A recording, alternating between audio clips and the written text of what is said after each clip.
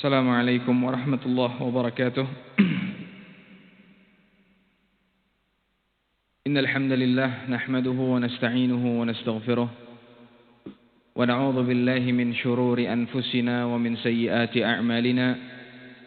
من يهده الله فلا مضل له ومن يضلل فلا هادي له.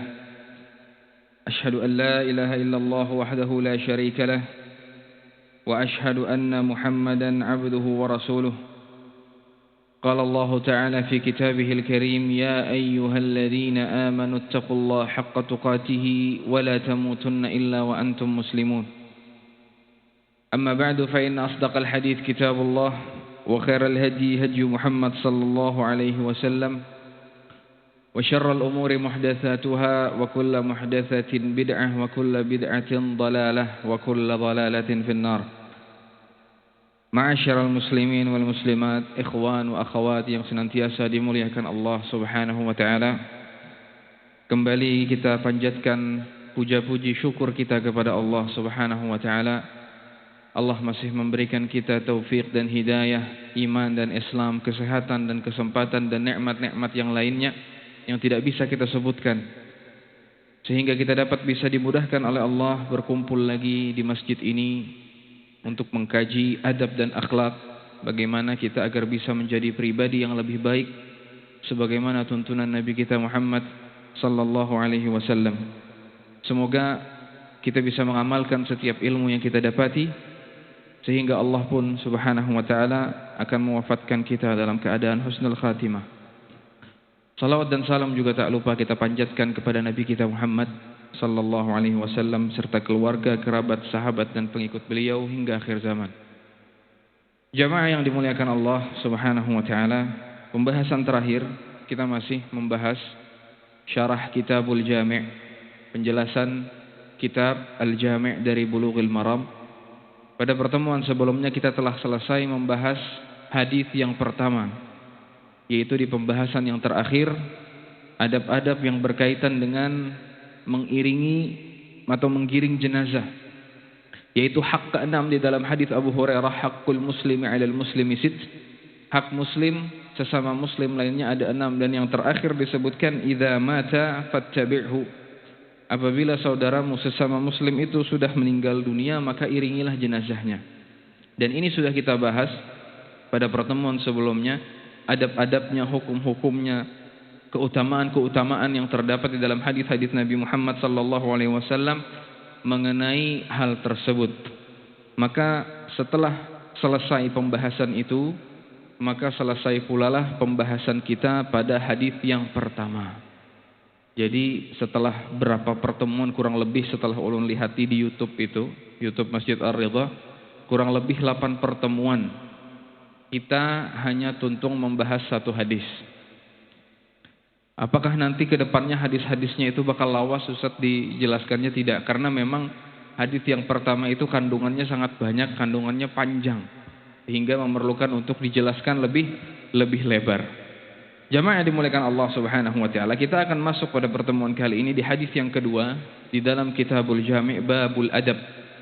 Jadi sekali lagi ulun ulangi, kita masih di dalam pembahasan atau penjelasan dari kitab Al-Jami'. Kitab Al-Jami' itu sendiri adalah bagian dari kitab Bulughul Maram. Kitab Bulughul Maram itu, Bapak Ibu, adalah sebuah kitab hadis yang berisikan dengan fikih-fikih. Jadi hadis-hadis masalah fikih, masalah puasa, masalah zakat, masalah bersuci, masalah haji, itu di Bulughul Maram. Di terakhir pembahasan atau di terakhir bab paling akhir di kitab Bulughul Maram itu ada yang namanya Kitabul Jami'. Kitabul Jami' ini berisikan hadis-hadis yang berkaitan dengan adab dan akhlak. Inilah yang sedang kita bahas. Kurang lebih 127 hadis yang ada di dalam Kitabul Jami'. Nah, kita sekarang jamaah yang dimuliakan Allah Subhanahu wa taala akan membahas hadis yang kedua. Yaitu hadis yang sangat penting, yang sangat kita butuhkan agar kita terapkan dalam kehidupan kita sehari-hari, yaitu agar kita memandang kepada orang yang ada di bawah kita dalam masalah dunia. Hadisnya ulun bacakan dari Abu Hurairah. Hadis ini diriwayatkan oleh Imam Muslim. Dari Abu Hurairah radhiyallahu anhu, bahwasanya qala Rasulullah sallallahu alaihi wasallam, Nabi Muhammad sallallahu alaihi wasallam bersabda, "Unzuru ila man huwa asfala minkum wa la tanzuru ila man huwa fawqakum fahuwa ajdaru an la tazdaru ni'matallahi alaikum." Kata Nabi Muhammad sallallahu alaihi wasallam, lihatlah kepada yang ada di bawah kalian. Unzuru ila man huwa asfala minkum. Lihatlah kepada yang ada di bawah kalian. Wala tanzuru ila man huwa fawqakum, dan jangan kalian melihat yang ada di atas kalian. Jangan melihat yang ada di atas. Kenapa demikian? Disebutkan alasannya oleh Nabi Muhammad sallallahu alaihi wasallam, fahuwa ajdar an la tazdaru ni'matallahi alaikum. Karena dengan cara seperti itu, dengan cara kita melihat ke bawah dan tidak melihat ke atas, itu lebih pantas kata Nabi agar kalian tidak mengkufuri nikmat Allah yang Allah berikan kepada kalian. Nah, ini jamaah yang dimuliakan Allah Subhanahu wa taala, hadis yang luar biasa penting yang sepatutnya kita terapkan dalam kehidupan kita sehari-hari, yang mana apabila seorang muslim menerapkan hadis ini dalam kehidupannya, hidupnya itu tenang, hidupnya itu nyaman. Kenapa demikian? Apa sebenarnya yang harus kita lihat? Jangan melihat ke atas, lihati ke bawah. Dalam hal apa? Dalam hal apa? Ini ditafsirkan oleh Nabi Muhammad sallallahu alaihi wasallam sendiri dalam hadis lain, diriwayatkan oleh Imam Bukhari. Kata beliau, "Idza nazara ahadukum ila man fuddila alaihi fil mali wal khalq." Apabila kalian melihat orang yang dilebihkan dalam perkara hartanya atau fisiknya, fanzuru falyanzur ila man huwa asfala min, maka hendaklah dia melihat kepada yang ada di bawahnya. Jadi disebutkan oleh Nabi Muhammad sallallahu alaihi wasallam itu harta dan fisik. Apakah hanya terbatas pada harta dan fisik? Kata para ulama, tidak. Ini berlaku kepada seluruh permasalahan dunia. Jangan melihat ke atas dalam permasalahan dunia, akan tetapi lihatlah ke bawah. Kenapa demikian? Sesungguhnya apabila kita merasakan kekurangan, apabila kita merasakan kesusahan, apabila kita merasakan kepayahan dan kesakitan, artinya keadaan nyaman-nyamannya, itu pasti di sana ada yang lebih susah daripada kita. Di sana ada yang lebih sakit daripada kita. Di sana ada yang lebih kondisinya memprihatinkan daripada kita. Kalau kita melihat selalu ke atas, maka akhirnya apa? Akhirnya kita kufur terhadap nikmat yang Allah berikan kepada kita semua. Ini jamaah yang dimuliakan Allah Subhanahu wa taala, apapun perkaranya. Contoh dalam masalah harta. Tatkala seseorang misalnya hanya diberikan Allah Subhanahu wa taala, misalnya anggap kendaraan yang kada baik, yang apabila dinyalai asapnya keluar misalnya, maka hendaklah dia bersyukur. Jangan menengadah ke atas. Oh, si fulan sudah berisi ini, si fulan sudah berisi itu. Lihat masih ada yang bersepeda, kada kawan nukar kendaraan misalnya. Nang bersepeda begitu juga, lihat ada yang kada kawan menukar sepeda, kemana-mana berjalan batis. Yang punya kaki pun bersyukur, alhamdulillah masih diberi Allah kaki. Ada yang kada berisi batis. Dan begitu seterusnya. Tatkala seseorang misalnya mengeluhkan kondisinya buring di rumah yang bocor terus kalau hujan, ingatlah di sana masih banyak orang yang tidak memiliki rumah. Jadi jamaah sekalian yang dimuliakan Allah Subhanahu wa taala, maksudnya apa? Maksudnya adalah kalau kita bisa melihat dengan kacamata syukur, banyak sekali nikmat yang bisa kita syukuri. Banyak sekali. Kalau kita melihat ke bawah, banyak sekali nikmat yang bisa kita syukuri. Kalau kita melihat selalu ke atas, akhirnya apa? Lupa bahwasanya Allah sudah memberikan kita penglihatan. Allah sudah memberikan kita kaki, sudah memberikan kita tangan, sudah memberikan kita istri salehah, anak yang saleh dan lain sebagainya. Banyak sekali.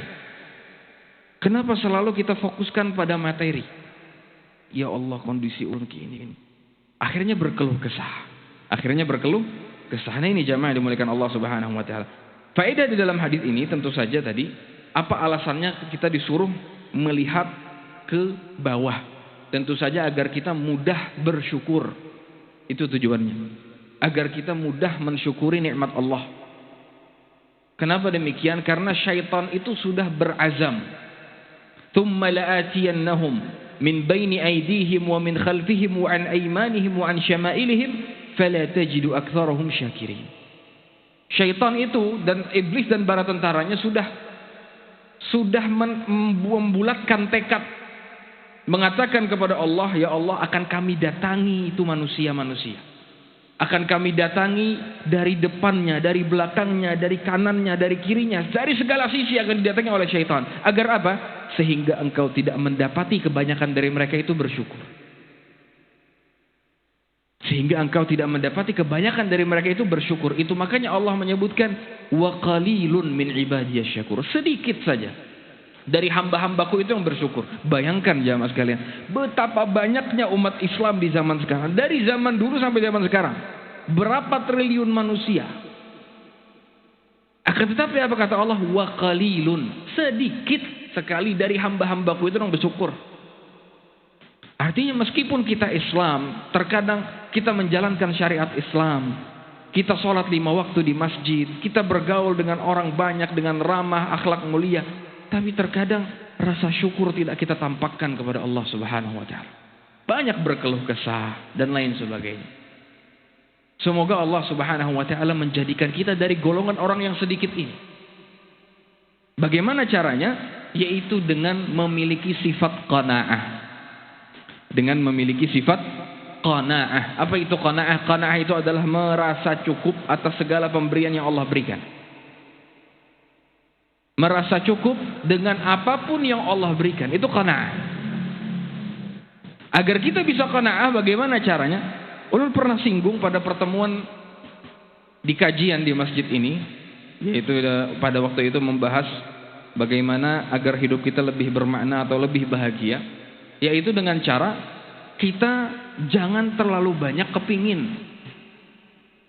Bagaimana seseorang itu akan menemukan kebahagiaan di dalam hidupnya? Jangan memperbanyak keinginan. Tatkala seseorang banyak ingin ini, ingin itu, ingin ini, ingin itu, akhirnya kada tercapai, keluarlah keluh kesah, akhirnya tidak bersyukur. Usahakan dikecilkan itu keinginan-keinginan kita. Supaya apa? Supaya kita bersyukur. Tatkala akhirnya kalau kita bersyukur, apapun perkara dunia yang luput dari kita, kita biasa aja. Apapun. La qaddarallah, mudahan tidak Allah takdirkan kita kehilangan harta. Kita kehilangan harta karena musibah misalnya. Harta habis, la qaddarallah, mudahan tidak Allah takdirkan. Kalau kita lihat dengan kacamata syukur, itu ringan. Itu ringan. Alhamdulillah, masih banyak nang selamat pada nang habisnya. Misalnya, contohnya apa? Badan kita, jiwa kita masih selamat dan lain sebagainya. Nah ini jamaah yang dimuliakan Allah Subhanahu wa taala, sebagaimana anak kecil kekanakan itu apabila kita berikan mainan misalnya, itu senangnya luar biasa. Kenapa demikian? Karena keinginannya kada banyak. Kalau diberikan mainan, seakan-akan sudah mendapatkan dunia dan seisinya. Kekanakan ditukarkan ke layangan misalnya, himung luar biasa. Kenapa? Keinginannya kada banyak. Dengan itu saja dia sudah bahagia. Maka inilah yang diajarkan syariat kita, syariat Islam.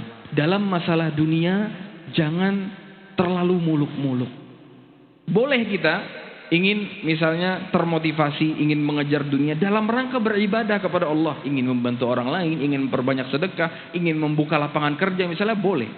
Tapi kalau terfokuskan ke situ semuanya, akhirnya ibadah yang lainnya terlalaikan, maka ini tercela.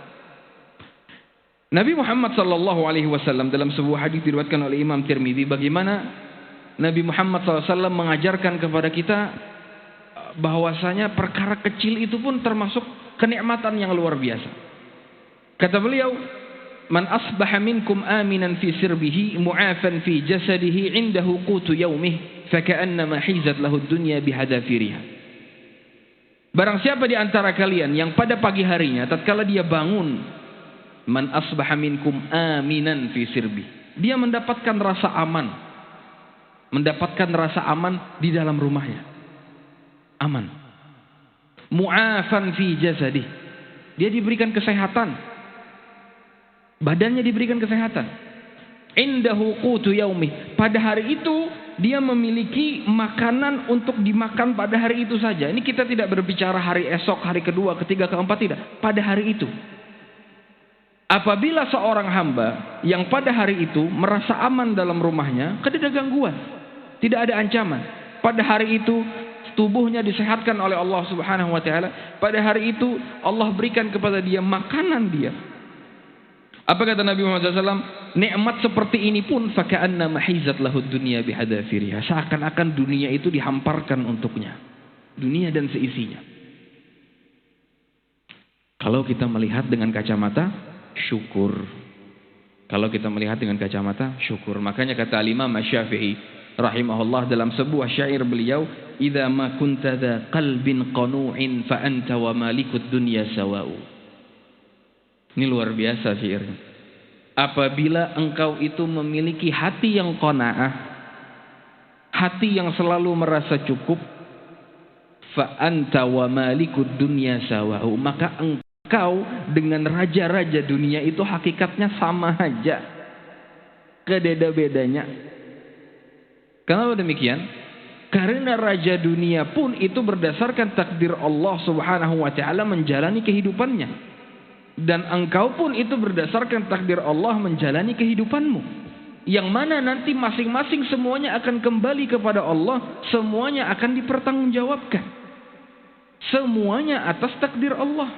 Allah yang menentukan si fulan dapat sekian, si fulan dapat sekian. Hakikatnya engkau sama saja. Tapi apa kata Imam Syafi'i? Apabila engkau memiliki hati yang qanaah. Nah ini, makanya qanaah ini jamaah sekalian. Qanaah ini luar biasa. Qanaah ini adalah nikmat yang luar biasa yang Allah berikan. Tidak semua orang memiliki sifat ini. Hanya orang yang diberikan taufik oleh Allah Subhanahu wa taala yang mampu merasa cukup atas apa yang Allah berikan kepada. Kebanyakan manusia selalu berkeluh kesah atau membanding-bandingkan kehidupannya dengan kehidupan orang lain. Maka kalau sudah ada sifat atau terbetik dalam diri kita membandingkan, oh si fulan nang ke itu nyamannya, si fulan nang ke ini nyamannya dalam hal dunia, maka itu orang sudah terlepas dari sifat qanaah. Nabi Muhammad SAW mengatakan dalam sebuah hadis, qad aflaha man aslam wa ruziqa kafafan wa qanna'ahu Allah bima atah. Telah beruntung, ujar Nabi, orang yang sudah memeluk agama Islam. Telah beruntung orang yang diberikan kecukupan. Cukup, bukan lebih. Cukup aja sudah beruntung. Dan telah beruntung orang yang Allah berikan sifat qanaah atas apa yang Allah berikan kepadanya. Itu orang-orang beruntung semuanya. Nah ini jamaah yang dimuliakan Allah Subhanahu wa ta'ala. Dari hadis tadi juga, apa yang bisa kita ambil bahwasanya dengan melihat, mempraktekkan sabda Nabi Muhammad sallallahu alaihi wasallam, "Unduru ila man huwa asfala minkum." Lihatlah orang yang ada di bawah kalian dalam permasalahan dunia. "Wala tanzuru ila man fawqakum." Dan jangan kalian melihat ke atas dalam masalah dunia, agar kalian tidak kufur terhadap nikmat yang Allah berikan kepada kalian. Dari sini kita bisa menyimpulkan juga ada sebuah faedah bahwasanya yang namanya rizki itu tidaklah terbatas pada harta. Rizki seorang hamba tidaklah terbatas pada harta saja. Banyak sekali orang yang mungkin hartanya, kehidupannya di bawah kita, tapi hidupnya lebih bahagia. Hidupnya lebih bahagia. Kenapa? Dia merasa ketenangan di dalam hati. Banyak sekali sebenarnya yang bisa kita syukuri jamaah sekalian. Kesehatan itu rizki dari Allah Subhanahu wa ta'ala. Nikmat berhadir di majelis ilmu itu rizki dari Allah Subhanahu wa ta'ala. Jutaan umat muslim kada sempat untuk menghadiri pengajian setiap harinya. Tapi kita Allah berikan taufik untuk menghadiri majelis ilmu, mendengarkan ilmu. Itu kenikmatan. Anak yang saleh itu rizki dari Allah Subhanahu wa taala. Jutaan orang di sana yang tidak Allah berikan anak. Istri yang salehah itu rizki dari Allah Subhanahu wa taala, dan banyak sekali. Banyak sekali. Keamanan suatu negeri itu rizki dari Allah Subhanahu wa taala. Coba kalau kita bandingkan Indonesia lawan misalnya Rusia dan Ukraina. Nang wallahu alam masih apa kada kemarin-kemarin bom hendak keluar kada tenang, hendak nukar makanan kada tenang. Ketika nikmat aman itu dicabut oleh Allah Subhanahu wa taala, maka rizki keamanan itu hilang. Maka kita sekarang di Indonesia alhamdulillah nyaman, aman, tentram, damai. Pian beisukan hendak nukar nasi kuning kawa, hendak mencari lontong di sana ada, hendak mencari untuk di sana berjualan, kada ada yang mengganggu pian. Coba kalau kita di Gaza misalnya, hendak keluar mencari makanan kada ada yang berjualan. Kalau ada yang berjualan pun sekali keluar ditembaki orang. Musuh-musuh Allah Subhanahu wa taala. Tatkala kenikmatan aman itu dicabut. Maka hakikatnya jamaah sekalian yang dimuliakan Allah, kalau kita batasi rezeki itu hanya terbatas pada materi saja, maka ngalih kita bersyukur. Ngalih kita bersyukur. Betapa banyak orang yang hartanya banyak tapi gurihnya kada nyaman. Dia hartanya banyak, dia mampu membeli kasur terempuk untuk tidur, tapi kada kawa guring. Sebaliknya ada orang nang guring di atas tikar. Tikarnya dari rotan. Baandak kada sampai semenit mengaruh. Nikmat luar biasa. Sedangkan si kaya dengan hartanya yang sangat banyak, tapi diwanti-wanti lawan dokter. Ikam kada kawa makan ini, ikam kada kawa makan ini, ikam kada kawa makan ini. Si miskin hartanya kada banyak, makan gorengan, dihantup makan ini, dihantup kada begaduh, nyaman. Kalau kita batasi harta atau rizki hanya pada harta, maka kita tidak bisa bersyukur kepada Allah Subhanahu wa taala. Betapa banyak orang yang memiliki harta misalnya bulik-bulik dimamai bini. Kenapa? Istrinya mengeluh. Istrinya kada kau diatur. Maka istri yang solehah itu luar biasa rizki. Itu disyukuri. Itu nikmat yang luar biasa yang Allah berikan kepada kita semua jamaah yang dimuliakan Allah Subhanahu wa taala. Kenapa demikian jamaah sekalian? Kalau yang kita kejar hanya dunia. Bahkan sekarang betapa banyak kita lihat orang yang mungkin sudah umurnya sudah 70-an, 80-an, tapi masih sibuk luar biasa memikirkan dunianya. Maka ajaib. Kenapa? Sudah lewat masanya. Hakikatnya sekarang adalah untuknya mempersiapkan bekal kelak bersama tatkala dia bertemu dengan Allah Subhanahu wa taala. Maka ajib tatkala orang sudah berumur tua tapi masih tamak dengan dunia. Waliyadzubillah. Dan inilah manusia. Ini sifat manusia. Allah sifatkan ini di dalam Al-Qur'an. Wa tuhibbunal mala hubban jamma. Kalian sekalian manusia, kalian itu sangat mencintai dengan harta. Sangat mencintai dengan harta dengan kecintaan yang luar biasa. Dengan kecintaan yang luar biasa. Makanya Nabi Muhammad SAW mengatakan, kapan sifat manusia ini akan berhenti? Kapan sifat manusia ini akan berakhir? Kapan dia akan berakhir? Berakhirnya dia haus terhadap dunianya tatkala dia sudah meninggal hanya ampih. Meninggal hanya ampih tamak. Kecuali bagi dia yang sudah membekali dirinya dengan ilmu, mengontrol hatinya dan lain sebagainya, diberikan taufik oleh Allah Subhanahu wa taala. Nabi Muhammad SAW mengatakan, "Lau kana libni Adam wadiyani min dhahab." Kalau saja anak Adam itu memiliki 2 lembah dari emas, lain batu bara ini, emas 2 lembah, labtagha thalitha, pasti mencari yang ketiga, pasti. Orang sudah memiliki 2 buah mobil, hendak lagi nang 3. Oh, ada pulang hanyar, Innova hanya keluar. Nung tahu di mobil tahu, ada mobil Innova hanyar keluar. Sudah berisi 2 buah usaha, hendak menambah usaha lagi. Sudah berisi istri, hendak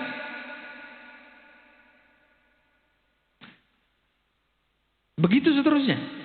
Kapan berhentinya? Kata Nabi Muhammad SAW, wala yamla'u fahu illa turab. Tidak ada yang bisa menghentikan itu kecuali tatkala mulutnya tertutupi pasir. Kapan itu? Sudah dalam kubur. Hanya ampih, kecuali yang dirahmati Allah Subhanahu wa taala. Allah sebutkan ini di dalam Al-Qur'an, alhaakumut takatsur. Melalaikan kalian saling berbanyak-banyak harta. Telah melalaikan kalian saling berbanyak-banyak harta. Sampai kapan? Hatta zurtumul maqabir. Sampai kalian itu menuju makbarah, menuju kuburan. Sampai meninggal. Nah, ini jamaah yang dimuliakan Allah Subhanahu wa taala. Makanya kembali tadi kita bahas pembahasan kita, kalau kita melihat apapun nikmat ini dengan kacamata syukur, dunia ini dengan kacamata syukur, semuanya itu adalah nikmat yang Allah berikan kepada kita. Tidak hanya terbatas pada harta saja, tidak hanya terbatas pada materi saja. Dan sunnatullah di muka bumi, Allah jadikan ada yang miskin, ada yang kaya. Itu sunnatullah. Sudah ketetapan Allah. Ada nang sugih, ada nang miskin. Bisakah Allah jadikan semua hamba ini kaya semuanya? Bisa apa tidak? Bisa. Bisa. Tapi Allah Subhanahu wa taala memiliki hikmah, kebijaksanaan yang mungkin makhluk tidak mengetahuinya. Allah Subhanahu wa taala mengatakan, "Nahnu qassamna bainahum ma'isyatahum fil hayatid dunya" dalam surat Az-Zukhruf.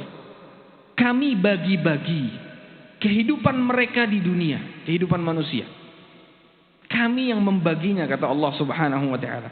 Wa rafa'na ba'dahum fawqa ba'din darajat, dan kami tinggikan sebagian mereka dari sebagian yang lainnya dalam perkara dunianya. Untuk apa itu semua? Liyattakhidha ba'duhum ba'dun sukhriya, agar sebagian dari mereka bisa mengambil manfaat dari sebagian yang lain. Jadi, tatkala ada si miskin dan si kaya, ada orang kaya, ada orang miskin, apa gunanya? Si kaya bisa mengambil manfaat dari yang miskin, si miskin bisa mengambil manfaat dari yang kaya. Contoh, amun sugih berataan, siapa nang hendak jadi kuli bangunan? Apakah robot yang menggawi? Tidak ada mungkin. Kalau sugih berataan, siapa nang hendak jadi menyapu di jalanan? Agar manusia bisa mengambil manfaat dari yang lainnya. Itu hikmah yang pertama. Agar sebagian bisa mengambil manfaat dari yang lainnya. Makanya Allah jadikan ada kaya, ada miskin. Itu semua berdasarkan hikmah dari Allah Subhanahu wa taala. Yang kedua, kalau misalnya sugih seberataan manusia, ada syariat nang kada kau dijalankan. Kemana kita bayar zakat? Kemana kita hendak bersedekah? Semuanya mampu. Kemana kita akan mencari pahala sedekah, mencari pahala zakat, dari mana? Itu semua berdasarkan hikmah Allah Subhanahu wa ta'ala. Dan Allah padahal mampu menjadikan semuanya kaya. Allah mengatakan, walau basatallahu rizqa li'ibadihi labaghaw fil ard. Ini Allah Maha tahu. Maha tahu dengan kemaha ilmuan Allah Subhanahu wa taala. Kalau Allah semuanya, Allah jadikan kaya manusia, hamba-hambanya semuanya Allah berikan kekayaan. Labaghaw fil ard. Niscaya mereka itu akan berbuat zalim di muka bumi. Semuanya hendak tampil. Semuanya hendak baharatan. Semuanya. Allah Maha tahu. Walakin yunazzilu biqadari ma yasha. Akan tetapi Allah memberikan porsi masing-masing. Segini si fulan porsinya sekian, si fulan porsinya sekian, si fulan porsinya sekian. Innahu bi'ibadihi latifun khabir. Sesungguhnya Allah itu maha tahu keadaan hamba itu seperti apa. Nah ini jamaah dimuliakan Allah subhanahu wa ta'ala. Dalam sebuah hadis qudsi, hadis ini didukilkan oleh Imam Ibnu Katsir tatkala menafsirkan ayat tadi, meskipun ulama memperselisihkan sanadnya, akan tetapi maknanya benar. Allah subhanahu wa ta'ala berfirman dalam sebuah hadis qudsi, inna min ibadi man la yasluhu imanuhu illa al-ghina. Sesungguhnya di antara hamba-hambaku ada yang keimanannya itu tidak akan bagus kecuali dia harus jadi kaya dulu. Keimanannya tidak akan bagus kecuali dia Allah berikan kekayaan. Apa kata Allah? Walau afqartuhu la afsadahu dzalik. Kalau aku jadikan dia miskin, itu akan merusaknya. Sebaliknya kata Allah Subhanahu wa taala dalam hadis qudsi ini, wa inna min ibadi man la yasluhu imanuhu illa al-faqr. Sebagian hambaku yang lain ada yang imannya itu tidak akan bagus kecuali dengan kemiskinan. Walau agnaituhu, kalau aku berikan kekayaan, la afsadahu dzalik, niscaya itu akan merusak keimanannya. Tahulah kita keadaan seperti itu? Tidak tahu. Siapa yang tahu? Allah Subhanahu wa taala. Allah juga mengatakan di hadits qudsi ini maknanya benar sekali lagi, sanadnya diperselisihkan oleh para ulama, para imam-imam tafsir menukilkan dalam tafsir mereka, namun boleh kita mengambil manfaat dari hadis-hadis seperti ini, namun tidak dinisbatkan langsung kepada Nabi Muhammad SAW. Akan tetapi diambil maknanya ini. Karena maknanya ini kata para ulama adalah kebenaran. Wa inna min ibadi man la yasluhu imanuhu illa sihah. Sebagian hambaku ada yang imannya itu tidak sempurna, tidak bagus, kecuali dia itu harus diberikan kesehatan. Walau amradtuhu la afsadahu dzalik. Kalau aku berikan dia penyakit, imannya rusak. Sebaliknya, ada sebagian hamba-hambaku man la yasluhu imanuhu illa al-marad illa bil marad. Sebagian hamba-hambaku itu tidak bagus keimanannya kecuali dengan penyakit. Kalau aku berikan kesehatan, keimanannya itu akan rusak. Kita tidak mengetahui ini semua, akan tetapi Allah mengatakan inni udabbiru amra ibadi bi'ilmi. Sesungguhnya aku yang mengatur perkara hambaku dengan keilmuanku, dengan pengetahuanku. Ilmu Allah Subhanahu wa taala, inni khabirun basir. Sesungguhnya aku ini maha mengetahui dan aku maha melihat. Nah ini jamaah yang dimuliakan Allah Subhanahu wa taala, kalau kita bisa mempraktekkan ini maka luar biasa. Kalau kita bisa mempraktekkan tadi, tatkala kita selalu melihat ke bawah, tidak melihat ke atas, banyak perkara yang masih bisa kita syukuri. Hatim Al-Asam tatkala mencermati ayat tadi, ayat yang tadi ulun sebutkan dalam surat Az-Zukhruf, nahnu qassamna bainahum ma'isyatahum fil hayatid dunya. Kami bagikan kehidupan mereka di dunia. Allah yang membagikan kehidupan manusia di dunia. Tatkala mencerna, memahami, memperhatikan ayat itu, apa kata Hatim Al-Asam? Ta'ammaltuha fa'araftu anna al-qismata min Allah fama hasadtu ahadan abada. Aku renungi ayat ini, kata Hatim, maka aku pun mengetahui bahwasanya pembagian ini dari Allah Subhanahu wa taala. Tatkala aku yakin ini pembagian dari Allah, sekali-kali pun selamanya aku tidak pernah lagi hasad terhadap orang lain. Tidak pernah lagi hasad terhadap orang lain. Nah ini jamaah yang dimuliakan Allah Subhanahu wa taala. Namun itu semua sekali lagi itu berlaku dalam perkara dunia. Itu berlaku dalam perkara dunia. Adapun dalam perkara akhirat jangan diterapkan ini. Jangan melihat ke bawah dalam perkara akhirat. Seseorang dalam perkara akhirat melihatnya ke atas. Lihat yang ada di atas kita.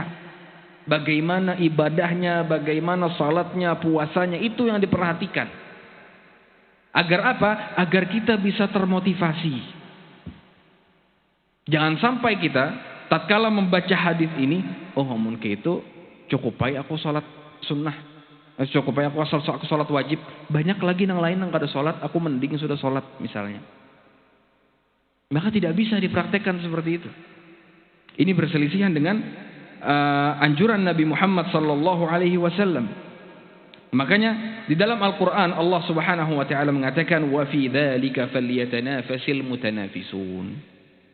Dan untuk yang demikian itu, yaitu kenikmatan-kenikmatan surga, hendaklah orang-orang yang berlomba-lomba itu saling mendahului dalam perkara akhirat. Jangan ikam aja. Ini pahala ini. Allah juga Subhanahu wa taala mengatakan fastabiqul khairat. Kita disuruh berdahuluan, berlomba-lomba dalam kebaikan. Wasari'u ila maghfiratin min rabbikum. Bersegeralah kalian terhadap ampunan Allah Subhanahu wa taala. Ini di dalam perkara akhirat. Selalu kita melihat ke atas siapa. Makanya Nabi Muhammad sallallahu alaihi wasallam, sahabat-sahabat menyebutkan bagaimana ibadah Nabi Muhammad sallallahu alaihi wasallam agar kita bisa meniru. Para ulama menuliskan bagaimana ibadahnya imam ini agar kita bisa meniru. Itu kita lihat, kita contoh. Jangan merasa qanaah dengan ibadah sendiri. Oh, aku asalnya sholat cukup aja di sini nah. Kada usah ke masjid gini. Banyak lagi nang kada sholat, masih mending aku sembahyang. Misalnya, ini salah. Qanaah kada pada tempatnya. Ini qanaah yang tidak pada tempatnya. Harusnya kita, kalau bisa aku kayak si fulan.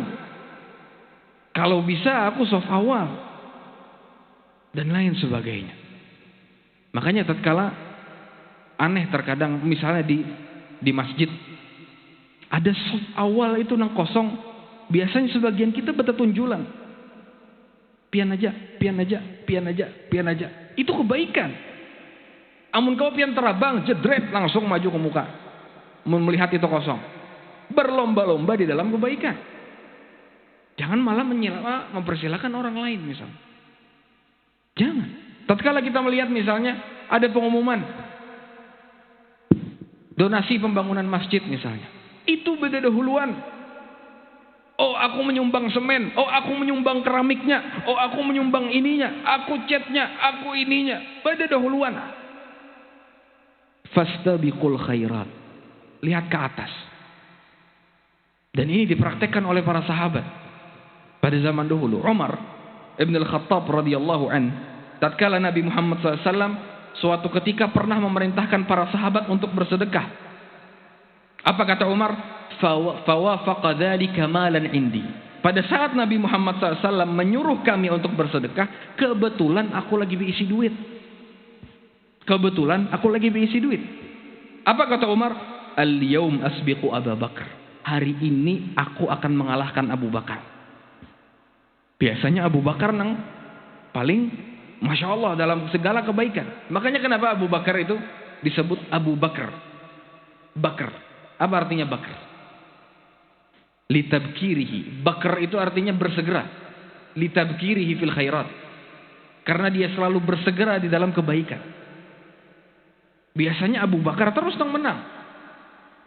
Makanya pada hadis-hadis sebelumnya yang telah kita jelaskan, siapa yang pada hari ini sudah mengiringi jenazah, siapa yang pada hari ini berpuasa, siapa yang pada hari ini memberikan makanan kepada fakir miskin, semuanya mengangkat tangan, ana semuanya Abu Bakar. Siapa yang pada hari ini menjenguk orang sakit, semuanya Abu Bakar. Nah, Umar tatkala melihat kesempatan ini, Rasul lagi menyuruh bersedekah, kebetulan ulun lagi ada duit. Hari ini ulun yang menang, ujar Umar di dalam hati. Ini bagaimana munafasah, perlombaan sahabat dalam kebaikan. Kemudian faji'tu binisfi mali. Maka dengan pedenya Umar, kata Umar, aku pun datang dengan setengah hartaku. Diisi harta 100 juta, 50 jutanya sedekahkan. Diisi harta 500 juta, 250 jutanya sedekahkan misalnya. Aku datang dengan setengah hartaku, kata Umar bin Khattab. Maka Nabi pun mengatakan, ma abqaita li ahlik. Apa yang engkau tinggalkan bagi keluargamu? Kata Umar, mislah. Sama seperti apa yang telah aku berikan kepadamu ini, wahai Rasul. Artinya setengahnya, separuh-separuh. Separuh aku gesan di sekedar, separuh gesan keluargaku. Kadalawas datang Abu Bakar. Faja'a bimalihi kulli. Datang dengan seberataan hartanya. Semuaan hartanya dibawa oleh Abu Bakar. Rasul mengatakan, "Fama abqaita li ahlik?" Apa yang engkau tinggalkan untuk keluargamu wahai Abu Bakar? Abqaitullah wa rasulah. Aku tinggalkan bagi keluargaku Allah dan Rasulnya. Ini tentu keimanan Abu Bakar ini beda dengan kita jamaah sekalian. Jangan sampai kisah hendak mempraktekkan hadis ini, harta kita langsung beriakan ke masjid, akhirnya anak istri gak ada makan lagi. Jangan sembarangan mengamalkan hadis. Ini keimanan orang yang sudah luar biasa. Apa kata Umar setelah melihat Abu Bakar membawa semua hartanya? Wallahi, demi Allah, la asbiquhu ila syai'in abada. Demi Allah, aku tidak akan bisa mampu mengalahkannya sekalipun. Karena Abu Bakar bersungguh-sungguh di dalam kebaikan. Nah, ini jamaah yang dimuliakan Allah Subhanahu wa taala. Makanya tadi kebalikannya, di dalam perkara akhirat kita harus selalu melihat ke atas, bagaimana orang-orang yang ada di atas kita agar kita bisa termotivasi. Dan hikmah yang kedua, agar kita tidak merasa ujub, tidak merasa apa yang sudah kita lakukan ini sempurna. Oh, ternyata masih banyak yang lebih baik dari kita. Oh, ternyata masih ada yang lebih bagus dari kita. Itu gunanya tatkala kita melihat ke atas. Karena sebagian orang, subhanallah, hanya bersedekah sedikit sudah luar biasa kehimungannya. Aku memberi masjid itu sekian. Bangganya luar biasa. Tidak ada apa-apanya hakikatnya amalan kita. Kalau kita melihat bagaimana amalannya orang-orang terdahulu, maka kita tidak akan memandang amalan kita itu istimewa, kecil. Itu jamaah yang dimuliakan Allah Subhanahu wa taala. Kemudian juga dalam hadis lain, bagaimana Nabi Muhammad sallallahu alaihi wasallam mengajarkan kita agar selalu dalam perkara akhirat itu pol-polan, lihat ke atas, minta yang terbaik. Dalam sebuah hadis, idza sa'altumullah, apabila kalian meminta kepada Allah, fas'aluhul firdaus, maka mintalah surga firdaus. Surga firdaus itu surga paling tinggi, surga paling atas. Fa innahu a'lal jannah, karena sesungguhnya itu surga yang paling tinggi, yang paling baik. Itu tatkala meminta doa. Makanya tatkala kita meminta kebaikan apapun, minta yang pol-polan, yang paling bagus sudah. Jangan merasa ulun kada pantas di surga firdaus. Ulun di pelataran aja gin surga nang paling bawah, nang di pelatarannya barang. Ini tidak. Ini berselisihan dengan apa yang ditunjukkan Nabi Muhammad sallallahu alaihi wasallam. Makanya ada sebuah syair, sebenarnya ini syair yang keliru. Wallahu alam, ini syair dari siapa? Ilahi lastu lil firdausi a'la. Wahai Allah, aku tidak pantas untuk firdaus a'la, untuk surga firdaus yang paling tinggi. Wala aqwa 'alan naril jahim. Akan tetapi aku tidak pantas juga, aku tidak kuat menahan siksa api neraka. Terus mau apa? Terus di mana ente? Meskipun kita melihat diri kita ini banyak dosa, jangan menjadikan itu penghalang kita tidak meminta kebaikan kepada Allah Subhanahu wa taala. Idza sa'altumullah fas'alul firdaus. Jangan kita merasa doaku kada bakal diterima Allah, aku banyak dosa. Wong iblis saja nang dosanya itu luar biasa. Adakah di antara kita yang lebih bejat daripada iblis? Insya Allah kan ada. Karena bakal ada. Iblis itu makhluk yang paling bejat kepada Allah. Tapi doanya dijawab oleh Allah Subhanahu wa taala. Tatkala iblis mengatakan, "Rabbi anzirni ila yaumi yub'atsun." Ya Allah, tangguhkanlah aku sampai hari nanti manusia dan jin dibangkitkan. Apa kata Allah? Langsung Allah jawab, qala innaka minal mundzirin. Engkau aku berikan ikam umur yang panjang sampai kelak manusia dan jin dibangkitkan. Ini iblis. Dosa kita tidak ada apa-apanya. Minta yang tinggi langsung. Nah, ini jamaah yang dimuliakan Allah Subhanahu wa taala. Sudah Isya jamaah sekalian? Sudah masuk Isya? 1 menit lagi. Ada sebuah perkataan dari Al-Imam Al-Hasan Al-Basri mengenai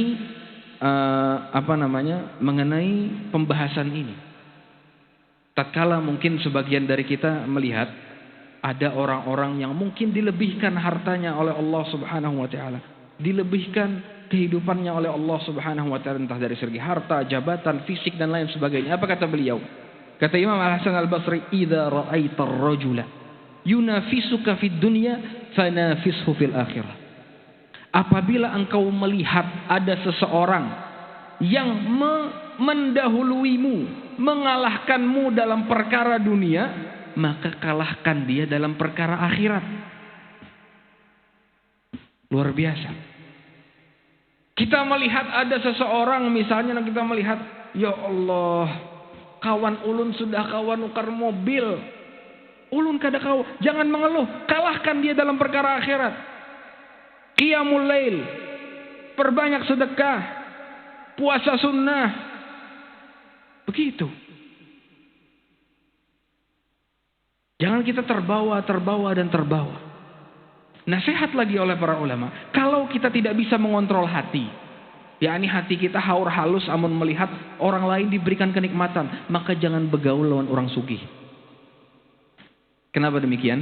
Kalau kada kau mengontrol hati, ini bukan nasihat dari ulun tapi para ulama yang menyebutkan. Kalau seseorang tidak bisa mengontrol hati, yakni kalau melihat ya Allah si fulan sudah begini, si fulan sudah begitu, maka jangan bergaul dengan orang kaya. Bergaullah dengan orang miskin. Kenapa? Bergaul dengan orang kaya itu akan menambah kekufuran atas nikmat Allah bagi yang tidak bisa mengontrol hatinya. Kalau bisa mengontrol hati, ya sudah, alhamdulillah, selamat. Itu rezekinya, ini rezeki ulun, kada masalah. Cuma terkadang ada sebagian kita yang terbawa dengan perkumpulannya, misalnya seperti itu. Si fulan, oh ini membicarakan aset, membicarakan, akan tetapi ini si miskin diam, dia behinip, kada kau umpat bepander.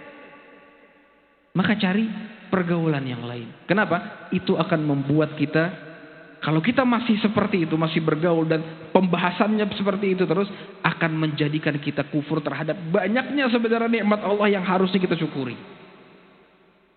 Maka bergaullah dengan orang-orang miskin. Kalau kita, kata para ulama, kita bergaul dengan orang-orang miskin, akhirnya kita melihat, oh alhamdulillah, nikmatku ini banyak benar sekalinya. Seperti itu. Seperti itu. Dan itu nasihat disampaikan oleh para ulama. Akan tetapi bagi mereka yang bisa mengontrol hatinya, bagaimana cara mengontrol hatinya? Dengan belajar, dengan mengetahui bahwasanya Allah Subhanahu wa taala telah membagi semua rezeki manusia, mengetahui bahwasanya ada yang kaya, ada yang miskin, maka dengan itu hatinya akan tenang. Qanaah itu rezeki yang paling luar biasa. Hidup seseorang akan tenang. Sebaliknya, orang dicabut qanaah dari dalam hati, sebanyak apa hartanya, hidupnya gak bakal tenang. Haur berasa kurang. Haur berasa kurang. Ini jamaah yang dimuliakan Allah Subhanahu wa taala. Nah, ini satu hadis. Berbeda dengan hadis sebelumnya, itu panjang kalau 8 pertemuan. Ini hadis ini satu pertemuan aja cukup. Alhamdulillah. Ini jamaah yang dimuliakan Allah Subhanahu wa taala yang dapat kami sampaikan. Salah dan khilafnya ulun minta maaf. Hadanallahu wa iyyakum ajma'in. Subhanakallahumma wa bihamdik asyhadu an la ilaha illa anta astaghfiruka wa atubu ilaik. Assalamualaikum warahmatullahi wabarakatuh.